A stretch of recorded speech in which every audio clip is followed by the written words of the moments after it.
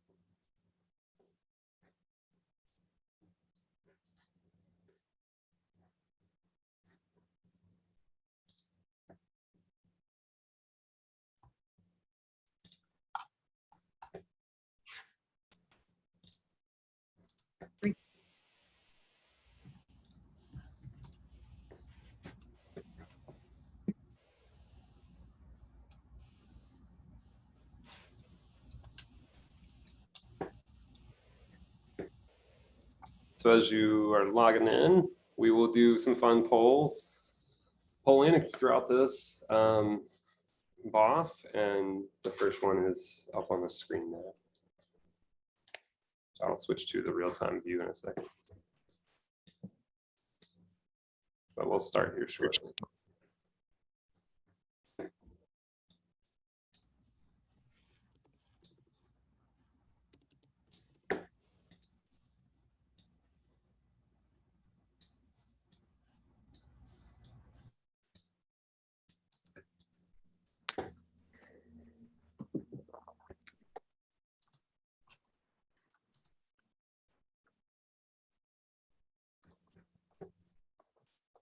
Great to see everyone. Ashley, would you like to rename yourself?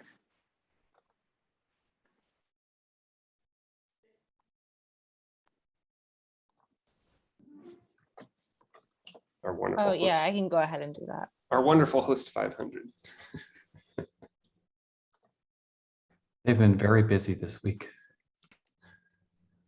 It's also funny because like I have a couple of people in my group who like they always use a Linux box, and the Zoom capabilities across that plus Bluetooth are kind of iffy, and so they always use their phone for the call-in part, so they always show up as two people. Like a screen share part and a audio part. We thought that was a good way to increase the workforce staff, is to start cloning people.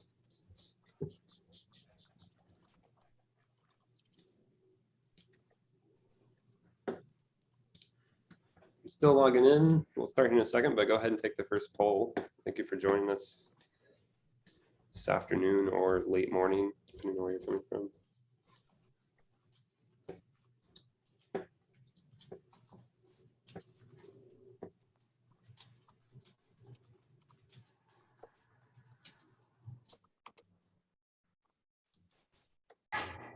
Sharif.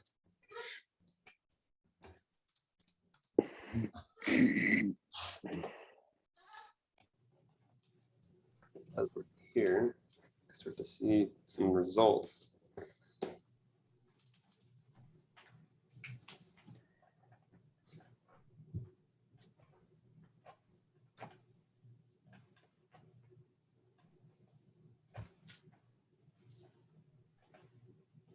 This is cool that we have representation from all the different facings.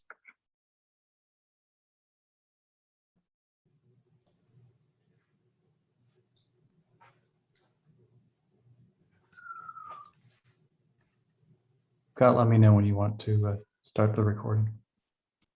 Oh, we are recording. I already did. I did it. So we'll let this go another minute, and then we'll get started. Sorry, there's.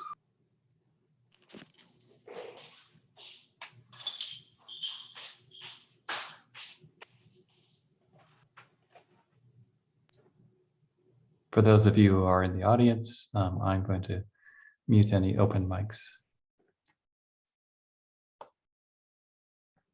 All right, we're about 4 minutes in. I think we'll go ahead and get started. So if you haven't taken this poll, go ahead, feel free to. We'll be using this Menti platform, I think, on like 5 different things today. Just to give you a sense of the structure of how we're going to run the BOF while this poll is still up. We are going to do kind of Q&A kind of throughout.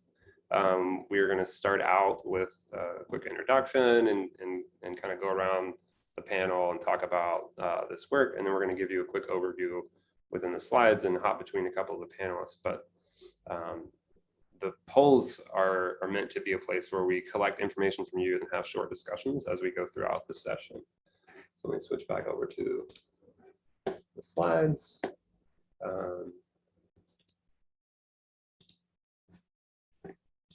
Do I have that so you see the right view? Yep. Is that correct? All right. Looks Cool. good. All right. So thank you everyone for joining in on our Birds of a Feather session. This work that we're going to talk about today is a working group of myself and Amy and Ashley and Christina, Kimberly and Timothy and a few others. These are the ones today that are with us on the BOF. And we are talking about something that's been really kind of important to each of us. A few of us met through a workshop this past summer that was an NSF funded workshop from CI, workforce professionalization type stuff. And we like honed in on the idea that there's just not very much data that we have on what is our profession, and what kind of data would we use that would be useful for attracting and retaining a diverse set of RCD professionals. So to kick things off also for fun, as another poll, go ahead and take this poll again.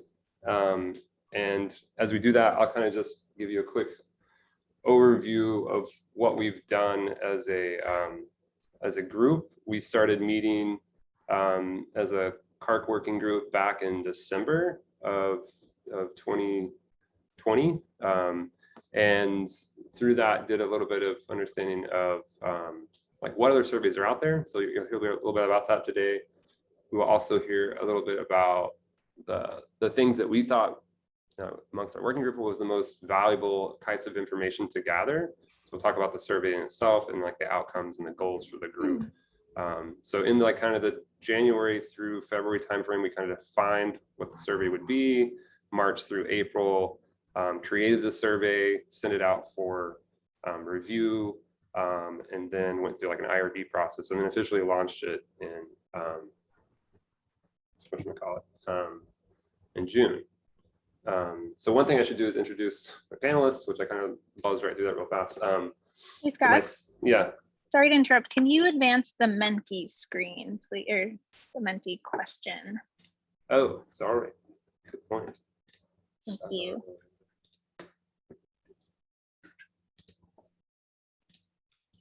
Do I? And I think hit present when you click on the second one. Right. I didn't realize it didn't activate it yet. There we are. Good point. So the Menti code is up there. So I will go from memory about who my panelists are instead of looking at my notes. So myself, research computing research computing officer at Harvard University. I'm just doing these now on the order of my screen. Tim Middlecoop from Internet 2, Christina Lemoyne from Northwestern University. She's also the lead PI on this project. All of the Qualtrics survey creation and all of the working with local IRB is work that she's done, and she'll continue on as the lead person doing the statistical analysis in the future. And then Amy Neeser from UC Berkeley, Ashley, oops, I just skipped Ashley. Ashley Stauffer from Penn State, and then Kim Nash from University of Chicago.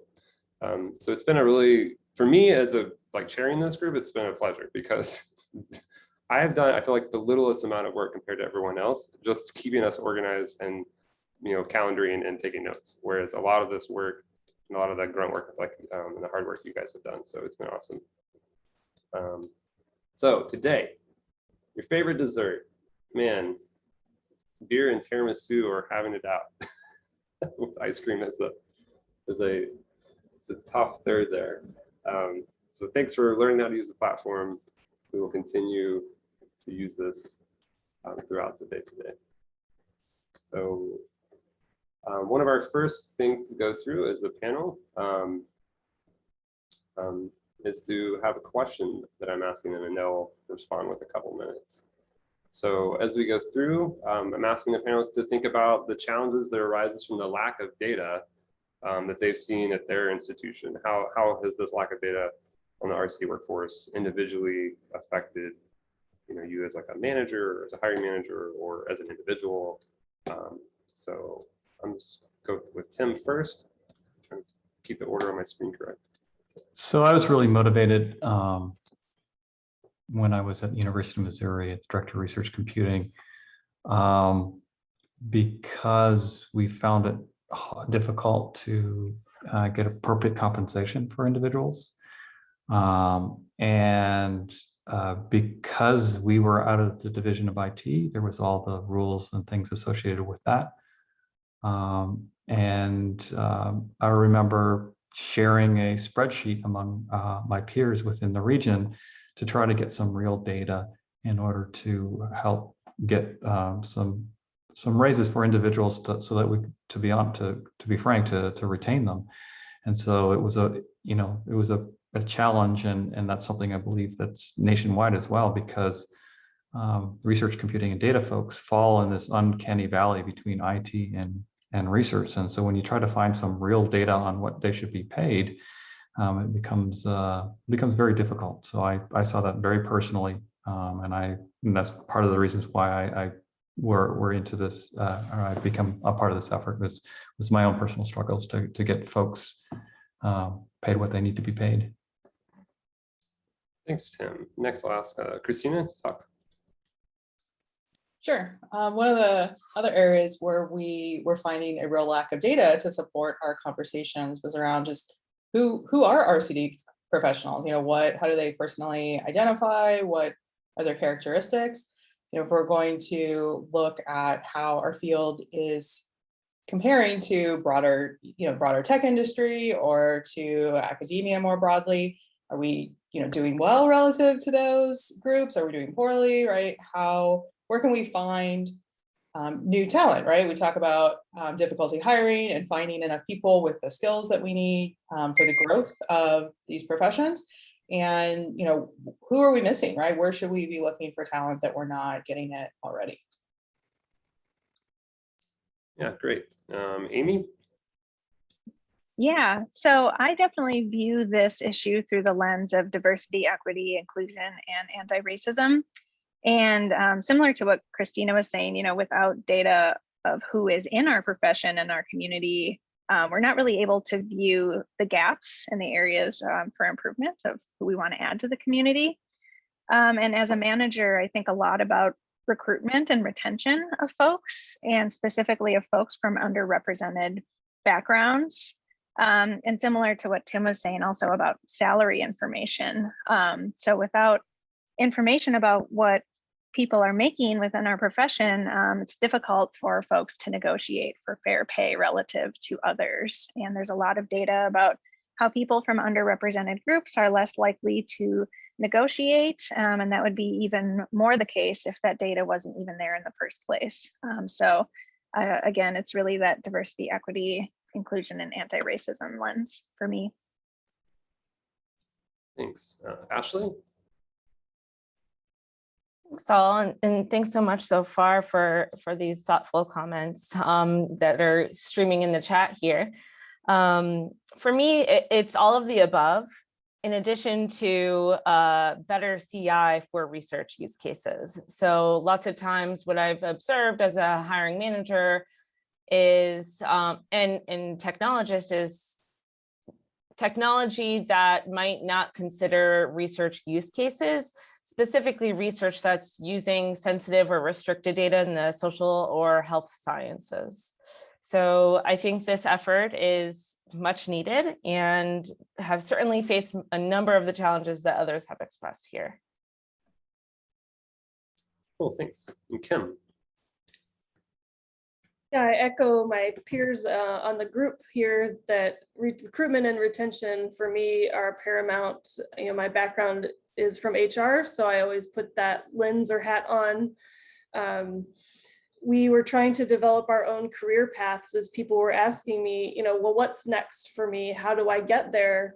We had to develop our own, which, you know, on one side is a pro that you have the flexibility and creativity to do that. But then as the con is, what's the standard? What's the industry doing?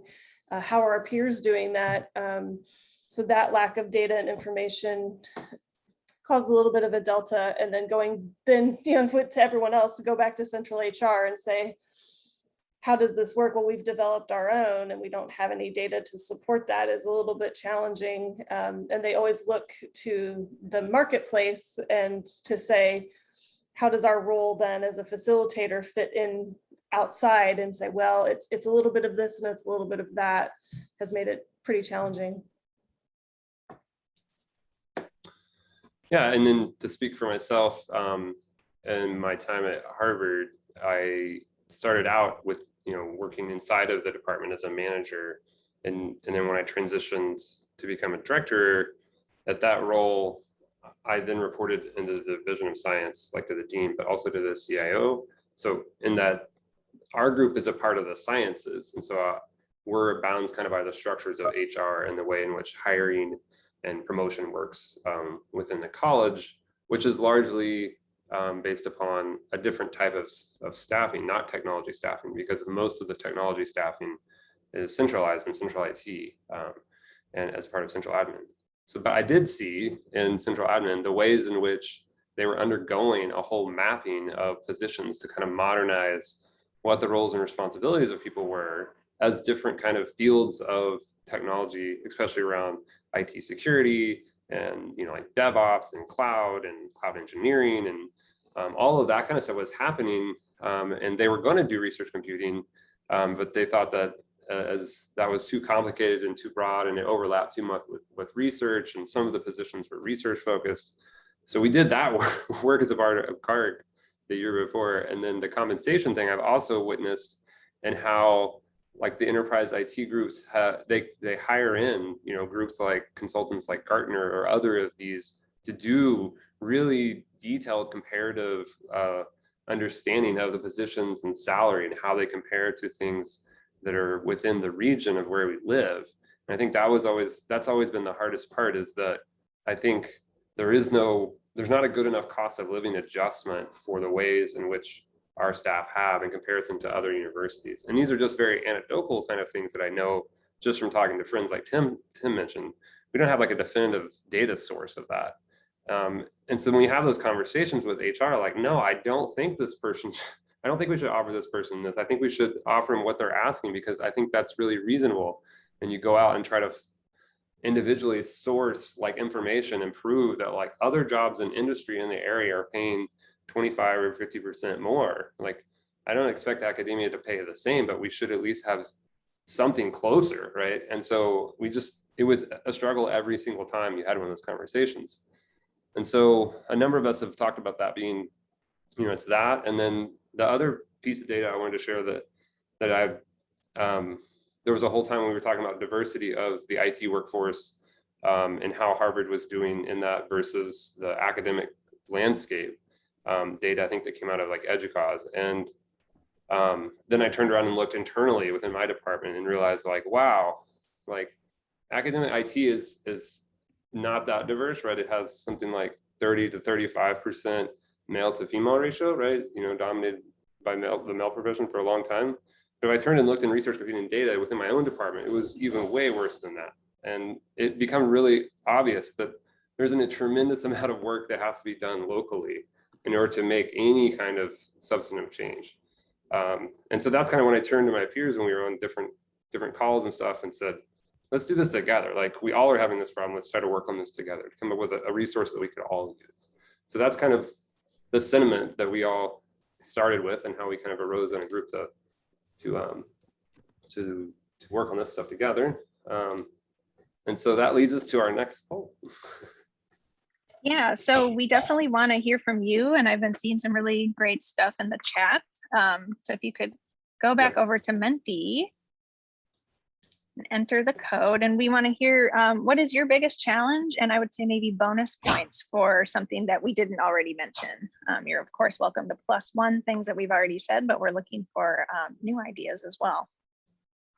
Yeah, and so after you guys spend a minute to vote and bring up some ideas, we'll pull some of these into a thread and invite you to kind of, discuss these a little bit with us.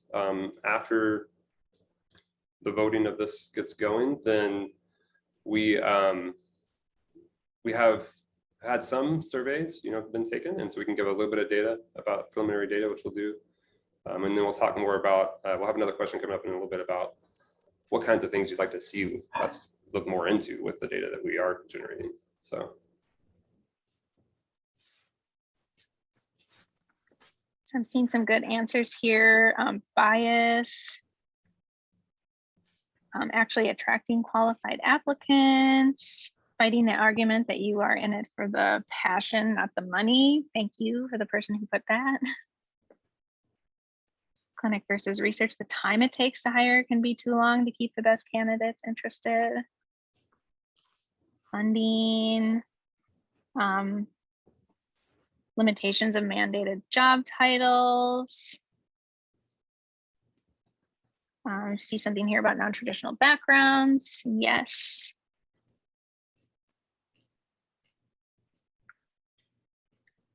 Appropriate staff ratio. That's a little bit what you were talking about too, Scott. No feeder pools. Unless a role manages people, the pay scale options are limited. Diverse backgrounds. This person put getting buy-in across the team to hire candidates who don't have HPC experience but have a potential. That's a really interesting one. I think, yeah, some of those would be good. This would be good to pass on to the folks working on career arcs. So part of the other half of our working group is looking at people's career trajectories. So our survey doesn't get into details about people's experience before their current position, just in a very general way. But I think the career arcs work could really pull out some of that and show, people who have switched into the field. We're here and listening. Thanks, Patrick.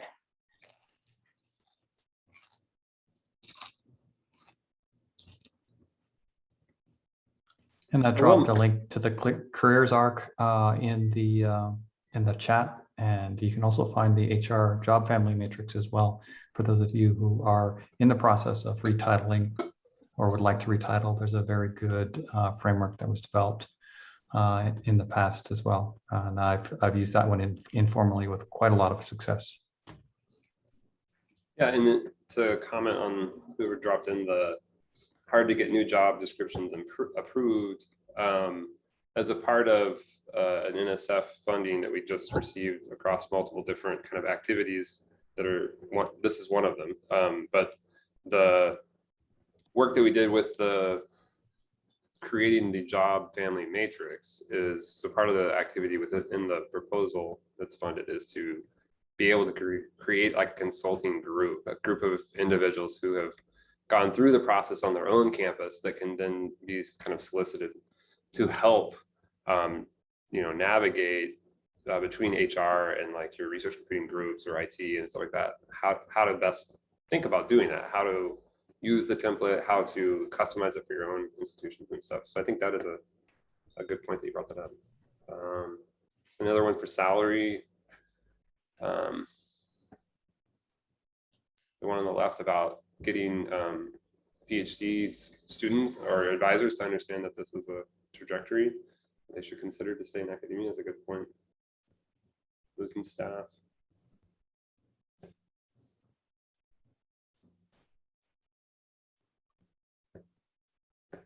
Interesting, related to the pandemic, and I think that some universities will continue to have this as they may have changed the way in which their workforce is needed to be on campus. So this could be a thing that we're exploring further, even if the pandemic comes to a close.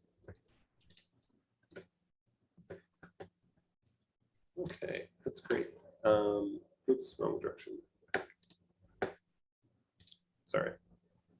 Okay, so the next stage is a quick overview of what we've done thus far and a little bit of the survey thing.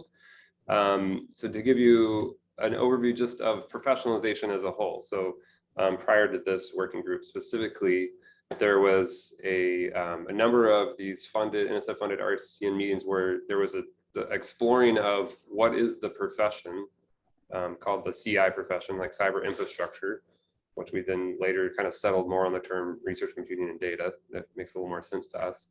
The concept of the facings was kind of introduced back then.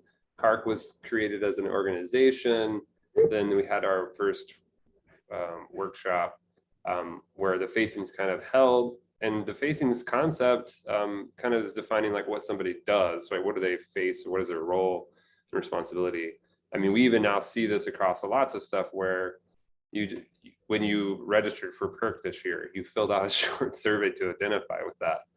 So this is then carried on into the job family matrix, where there are actual different series of jobs and descriptions that progress with levels within that. And then the thing that we're doing now, the workforce survey, and then we've already mentioned the career arcs. But so this is kind of the amount of, on a single slide, the body of activity of work that's been discussed over a number of different workshops and different entities. I'm just trying to catalog there. So we'll be putting this up on the website and kind of keeping it up to date to try to tell the story in a single slide going forward. And you're more than welcome to reach out to, to me or to Patrick or anybody else on the working group who's done stuff before about ideas and things you want to see done in the future or participate in different ways. Career arcs always, we welcome more people to help do the work there too. So there's a lot of this kind of work that I think we'll just continue to do and revolve and do over the years. I hand it over to Kim next, talk a little bit. Yeah, thanks, Scott.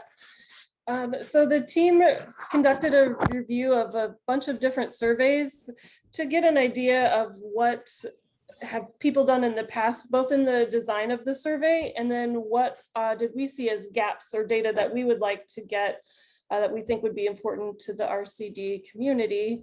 The ones included on this slide are about the top 5 that we had the most discussion around and seemed to have the most number of takeaways. So I included the surveys on the slide. So if the slides are shared later on, that you'd have access to the links to the individual surveys later on. So we had a number of key takeaways from these specific surveys. One of them was the inclusion of the tech salaries by occupation. Another was that they measured the satisfaction, and they considered multiple factors, including the likelihood of changing the employer, which we found helpful, and also the motivators behind the satisfaction. One included things that ranged from recognition of your work all the way to something we're all experiencing, which is the ability to work remotely. One reported the responsibilities in an effort to assess if those people's jobs then aligned with the levels. So that was Lisa. They were working on the professionalization of system admins. So they were seeing if what was reported by those in the field were then aligning with the job levels that they had established. Lisa also measured loyalty and longevity. Another survey, this was the research software engineering survey, asked people to provide the area of study or their discipline in addition to the degree level, which was helpful. Another survey asked people to drill down a little bit deeper. So specific questions would then have an offshoot to go a little bit deeper into their answer so that there is a deeper understanding. Let's see, that also the research software engineer survey had a lot of availability access to both their survey questions and their tools online. We thought that that would be something helpful to have. The Stack Overflow survey it mentioned how many hours people were actually working. They asked them to report that rather than what we all say that the standard that you put in your job description, which was helpful. So those were kind of the key takeaways from the various surveys. And this was in addition to, what felt right as far as the survey length. Yeah, thank you so much, Kim. Next up is Ashley. Tell us a little bit about the survey itself. Sure. So this is just an overview of the survey. We are administering it through the Qualtrics software. There's about 50 questions and it takes about 15 minutes to complete. In different sections include areas involving individual demographics, so level of education, gender, racial identity, years of work experience, and field domain of formal education. Their current position, whether or not it is an RCD position or not, and then specifics about their position, the level of compensation, and city and state of their employer in their research and they're facing. And then also perceptions of the profession, how satisfied they are working in the field, and if they would recommend working in the field.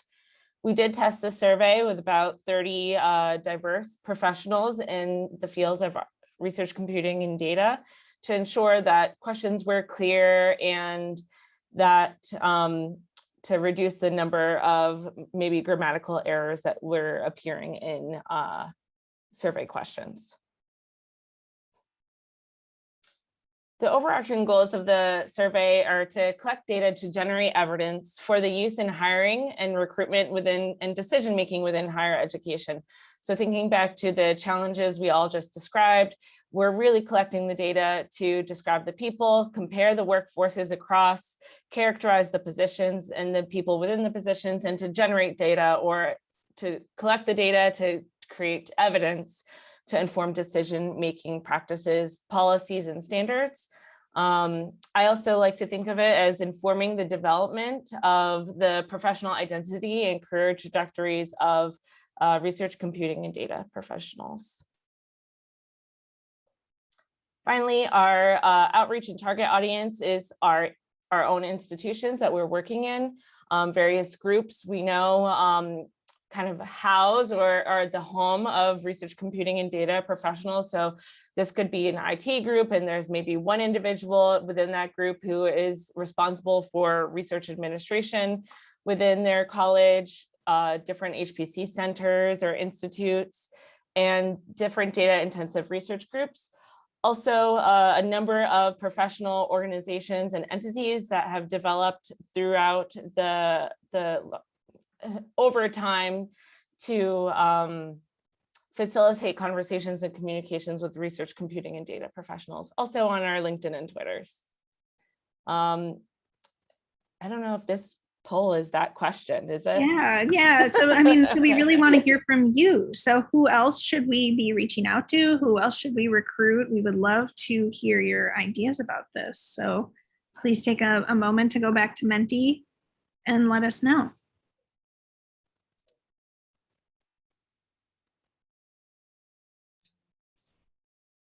Yeah, and we always welcome individuals who are plugged into the various places where you might have heard about it already, and try to share and see what percentage of the people at your local institution you can get to fill this out, because it will be a much richer resource the more coverage we have at each institution, and not we don't want it dominated by a specific section of we don't just want only system admins or something crazy like that at an institution to take it. We want the whole gamut of different types of the community. And the other part that's also hard is that while like your center where maybe high performance computing exists on campus might be the place that's plugged into some of these networks, but there might be staff who are part of individual groups, right, that perform these functions. And you're probably the only one that knows them and can connect to them directly. And that would also be really helpful, because that's part of what we're trying to find out as well.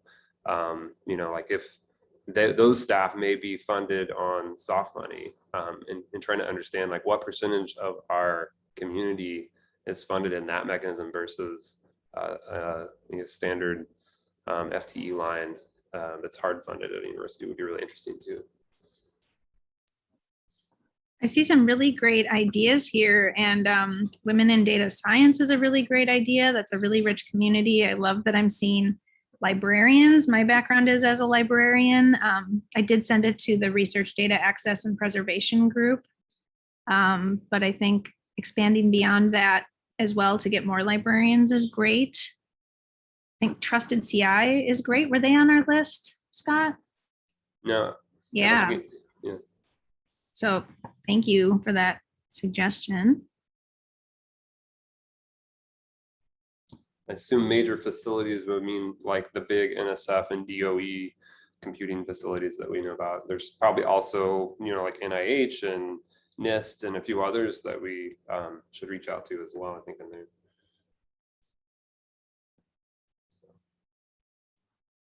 And JUCOS I'm seeing as well. Are they on our list? Might not be. They're on our list to do. Yeah, we we've just sent haven't done. JUCOS. We haven't done that yet. We're also trying to be mindful of the larger, broader lists, of not trying to spam people too much, and like take turns with some of them as we go through. We'll probably send out kind of pushes every month now to get more and more participation.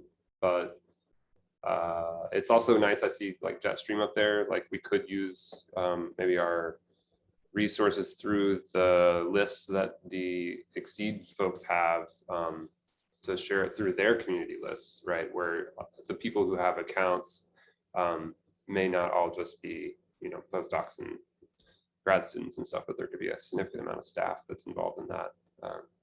So great things here. Pop back in. Well, you can continue to take that survey and post your ideas. You can take it more than once. But we are going to switch to the preliminary analysis space and let Christina talk a bit. Sure. So had about 250 people take the survey so far. Looked at the institutions that folks are coming from, and overwhelmingly, not surprisingly, academic institutions or universities, and most of those are R1 universities, right? Very high research activity universities. So from this, if you do know folks that are in national labs or government, or we do want research computing outside of academia as well. Please do forward this on, share this, help us get the word out to other types of organizations as well. We've got 97 different institutions so far, but we only have 6 institutions with more than 5 respondents from the given institution. So if you've already taken this, or once you do take this, please do share with your colleagues at your institution. Just shout out to the University of Minnesota and Purdue, which both have a lot of people who have responded. So thank you, whoever there got your colleagues to take the survey and respond. You're awesome. So one of the sections of the survey that we did ask about to understand the type of work that people do in their role is related to the CaRC facing. So before we asked them to classify their work under the facings, we did ask to see if they were familiar with it. And majority say yes or sort of, but there's still a notable portion of the community that is not familiar with this model. And so those of us who are, it's good to remember that is it, while it is gaining traction, that not everyone understands that framework for their RCD work. Given that though, we ask everyone, the respondents, to allocate 100% of their time that sort of goes to RCD responsibilities across the different facings. So we look to see, are people saying, all of my time goes to one facing, right? Are they saying, I'm 100% systems facing? Or are they, reporting that they're spending time on different facings? And you can see overwhelmingly, people are spending time on 3 or more facings, right? There's very few respondents who consider themselves 100% of their work going under one of these areas. So this fits with the overlapping model of the facings that, it's been a core concept of that all along. Also then just looked at the average percent of time people report on each facing, since we couldn't really say, oh, how many researcher facing folks do we have or systems facing folks, because people identify as more than one. See that the highest category where most of the time is going is towards researcher facing responsibilities. And then roughly evenly split over the other areas. Also looked at initially how satisfied people are with working in the RCD field, and people are pretty happy. I would imagine that these numbers may skew a bit more dissatisfied over time, possibly, because I'm guessing the people who've taken the survey are the ones that are engaged in the community and sort of active in their jobs. So again, these are preliminary results. We'll see what comes out at the end, but people, you know, they're here sticking around doing these jobs generally are finding something positive in their roles. I think, yeah, that's what we have so far. I didn't want to share anything on you know, demographics or individual things, because we really are trying to be very careful with everyone's privacy and make sure that we don't identify anyone. It's a small community. We want to get information on the community, but still respect everyone's privacy in the process.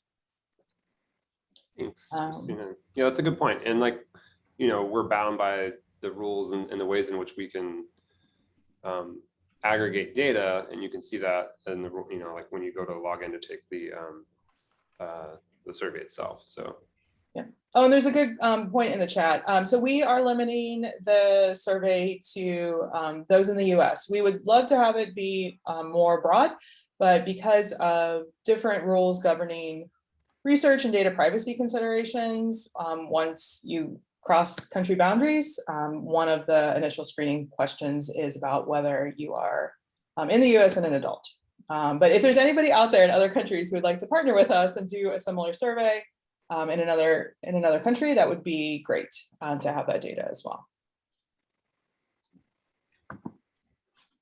Thanks for that overview, Christina. It was great to hear about some of the analyses that we're doing. And so again, we want to hear from all of you. And are there other analyses that you would like to see with a data set like this? So we would love if you could share some of your ideas about how we could use this data.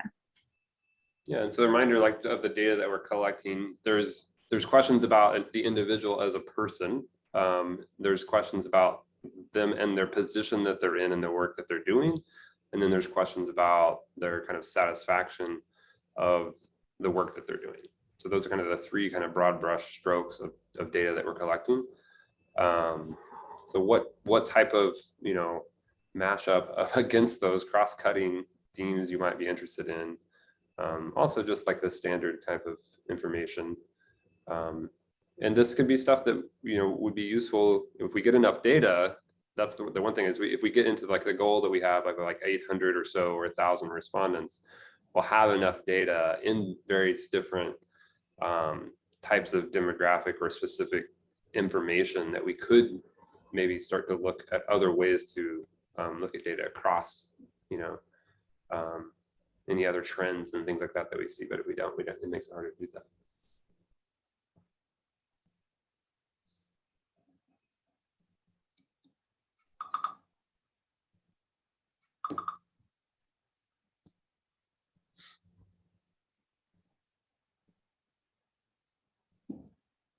And it's totally okay if you come up with something that's out of scope of the data that we have, because we'll have the thing that you suggested here, and that may be a great follow-on type of thing to explore in a next activity, or could feed right into questions and information that the career arcs activity is interested in doing, could drive some of the things that they're doing. It also can inform future surveys as well. Yeah.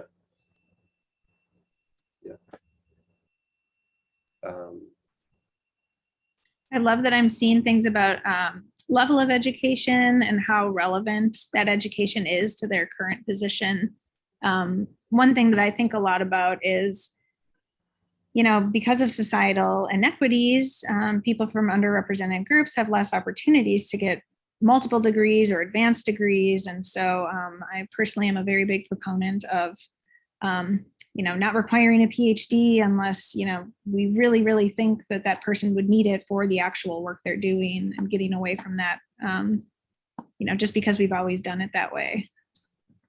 And to be honest, in 2019, after we created the HR job family framework and sent it out to review from about 30 or so individuals, that was one of the things that we kind of got dinged on, is that we had some particular parts of the ladder of positions that required certain degrees, and it was good feedback, and we got rid of it all, and we just combined years of experience in education as a lump kind of sum of experience. And I think if you try to take that to some institutions and get rid of the education component, you'll be fought with a little bit of resistance. And I was glad when we did that at Harvard, we were able to keep and remove the education part. And it was easier because I could point to central IT that had already started down that road. So I like if somebody had skills in here too, which I think would be an interesting extension on this in the future. So we ask about what are things that you do in your position, sort of based on some of the concepts that are in the job family matrix that Scott's been referencing. So we looked through those job descriptions, tried to pull out some of the activities there, right? Like what are the things that people are expected to do in these different roles? And we have a pretty long list where you get to pick the main things that you do and secondary things that you do in your role, but they're not really skills exactly. That's not how it's framed. And that would be an interesting variation on this in the future, I think. Yeah, I think the skills part will be interesting in a longitudinal study as we watch skills, the demand for skills change over time, which may also help inform the way in which we would write the additional skills part in our job description, right? Because the job description itself, the core duties won't really change too much, or they shouldn't change too much, year over year. It is kind of the specifics of that, where it's the additional skills, right, and the things that you're trying to recruit for that change.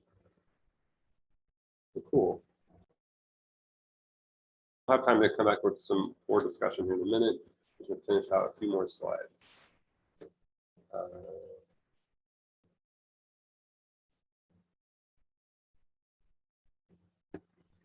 Which I think this is Tim. I can't remember that. Who's that? I don't have my notes up anymore. I think over to you, Tim. Oh, this is me. Sorry. That was you. I'm the next one. Okay. Let me share when I have my notes. All right, thanks. And so we were also thinking about, like, as you take the survey and how we will present. So as a part of this working group, we will definitely have presentations and probably more than a single publication out of this. The more data that we have, I think the more rich we can make the publication as we can explore more things. You'll definitely see us present this work at PEARC, and probably like at supercomputing, it'll probably hit a round of like the CARC calls and other types of community events. So I kind of alluded to it a little bit, but myself and Tom and Dana and Claire, am I missing anybody? I think that's it. Who've been doing a lot of different activities within CARC over the years, submitted and were successfully funded on a center of excellence pilot proposal with the NSF, which is now what we're calling the Research Computing and Data Nexus. And it will help us create a career center and resource center with a much richer portal and analysis type thing. And so that's what that ties into this. So like we'll be able to in the future take this data that we have and not just provide it only in kind of a static presentation format, but be able to allow a much richer view for individuals to log in and compare against things like similar type of institutions and basis on their size and their makeup of private versus public, and R1 versus R2 and those types of things. Very similar to the way in which the capabilities model in the data that they have. So that'll be combined as a single kind of interface. So that will be done in the future. And then we also would like to de-identify data and deposit it in something like a Harvard Dataverse or whatever places like that are a publication platform that the data can then be shared and consumed as you would do maybe your own types of research with it in the future. And we're also open to additional analysis and things like that as well, that we talked about already. And Christine alluded to, like, we would like to collaborate with other countries and stuff to use this kind of survey going forward. So one thing we did early on, or recognized early on, is that we didn't want to develop the Uber census the first time around, that we didn't want to go down that long rabbit hole. And we wanted to get, some good quality information and then build upon it year to year. Now that does make it difficult to do longitudinal studies, but one thing we did want to prioritize and we spent a lot of effort on was to getting the background questions so we could learn more about the composition of our community. So we did a lot of work into making sure that we use the right languages and how those align with the existing surveys. So make sure you do fill that out. As a majority member, I found some of those a little personal until I realized that those who are not in the majority, when they fill that out, it's important to identify them and to make sure that we can help improve the situation for those. And so hopefully we'll get a better picture of our community in general.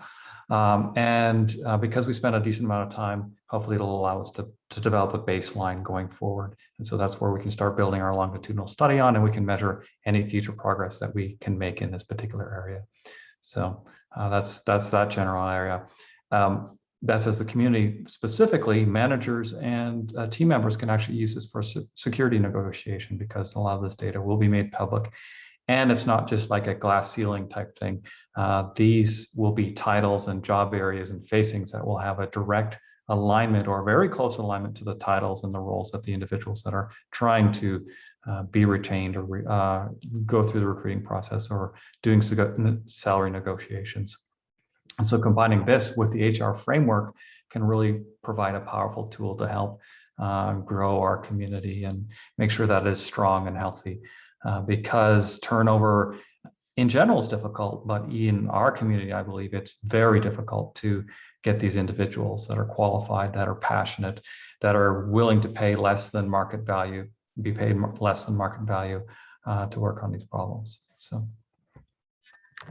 So hopefully that's got you motivated. Take the survey, share the survey. Have we missed any communities? Are you involved in any domain-specific communities that have those types of professionals that are not staff and they are not academia, but are great enablers? Cores are a good example. Cores, for instance, a DNA core where they might do the analysis, and you have on-staff bioinformaticians that not only run the pipelines through the help do the analysis, but are also collaborators as well. So help get out to those communities, maybe the domain communities as well, that are doing a lot of HPC research computing, facilitating, all these kind of in-between areas that we do. So feel free to pass it on. The more data we can get, the better. This is going to be a wonderful tool for the whole community in the future, and we're looking forward to it. Thank you all for my panelists, and I want to make sure that if anybody wants to speak up on some thread of things they heard or something they'd like to see more of, that we give you guys the time. We saw a little bit of feedback from within the survey, Mentee survey that we took along the way. You can see some things that people said, but now it's just free form. If you would like to speak, you can raise your hand. We'll call on you for the last 2 minutes we have remaining. Deb. Yeah, I just would really love to see some data about teams. If you get enough data around that, for example, my team, one of our strengths is that we all have vastly different educational backgrounds. So I'm the only PhD, and that gives me a certain insight into kind of how the research process works. And I can relate a lot better to what the researchers are feeling, not just what they're working on. But we also have a wires and pliers guy who's very much a tinkerer and knows all about electronics. We have someone who's an artist, college trained artist on our team. And because we all have different backgrounds, that just makes us much better as a team. So if you could capture something around that, that'd be great. Yeah, so follow up. So when you say more, like you would like to see a summary of your individual team, like from your institution, is that what you mean by team? Yeah, something like that, or like just to see how many institutions have teams like this. Okay, yeah, I see what you're saying. To be able to compare and come up and contrast like where there are similarities in the workforce across multiple institutions. Yeah. Like your team has this kind of profile, and we might have a profile of another team that's similar. Yeah. Yeah, so if we can, get enough responses from individual groups to be able to do that, we could take a look. We're definitely not there yet. And one of the things we didn't, I think maybe it was mentioned, but we didn't really talk about much, is that we had also hoped to do a survey of like directors or team leads, and to ask them about the composition of their teams in various ways. We just it was a little bit more than we could do along with the survey initially, but I think the idea of doing that is still there, and there's still interest in it. Information we can get better from one centralized person on each team than we can from trying to get every individual to answer as well. So I think there's a number of things like that are sort of how our team's structured, and how does that work compared to individual level responses. Yeah, like one of the big pieces of data that I know a lot of people are interested in that we didn't ask was like, what is the ratio of people to things? Like how many people do you have that are managing systems, versus the number of systems, people versus the number of researchers they support. Like we don't have that, but that would have been the other type of direction to take in asking either manager or directors to kind of like assess that. So it'd have been a little more fuzzier kind of understanding of, and then other various things at that level. It just became a whole nother survey to create, we realized, and we wanted to do a better job at this one. So we just stuck with this one. Other comments out there about what we're doing, or concerns about what we're doing, or things that we feel like you really would like to see, but we're not doing?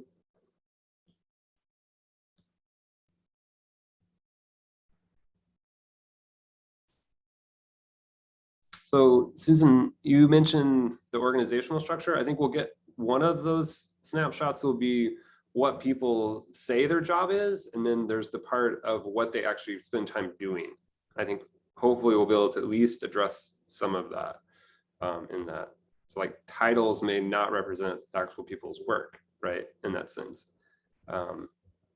which is a place that begs for, if you're in that space as an institution, it's time to overhaul your job description framework. Scott, I don't remember, did we ask whether you're under IT or research? I think we did ask a question, that's specific to unit you're in. Yeah. We asked for like the name of the unit. So I imagine I will be doing a decent amount of Googling, taking the results that people did report and trying to figure that out from, institutional websites as a analysis step. Because there was so much variation, and we're hoping that the respondents are not only people working at universities, and so it was difficult to get questions that were generalizable. I think one of the things that was super interesting when we were developing the survey is we all had different types of roles, and just trying to think of like, how would we answer these questions, and do the answer choices, the set of answer choices we have, does that capture everybody in the space. People had very complicated job setup, job setups, complicated background, educational backgrounds, complicated responsibilities of the jobs that they're doing now. And so we tried to make the answer choices inclusive enough that we could capture most of it, and people could find like a satisfactory response. I'm sure we don't have the ideal best response for everyone for every question. But we found as we were beta testing this as well with sort of a group of a couple dozen other people, we are a very particular crowd. Like we're a tough group to survey.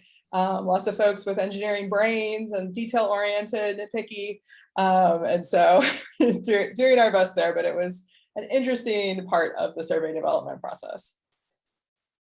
Yeah, I think the academic medical center space is a space that we hope to push the survey into as well. But I know they have their own group that's doing a lot of this kind of research, and I think we can connect with them the one piece that I think Christina just mentioned, but you might not realize, is that we did do a lot to ask, and I didn't think about it until we created it. Like, are you just solely in the one, like, do you just have the one job or are you split and have actually multiple different types of connections of jobs within your institution? Like you may actually have like a split appointment.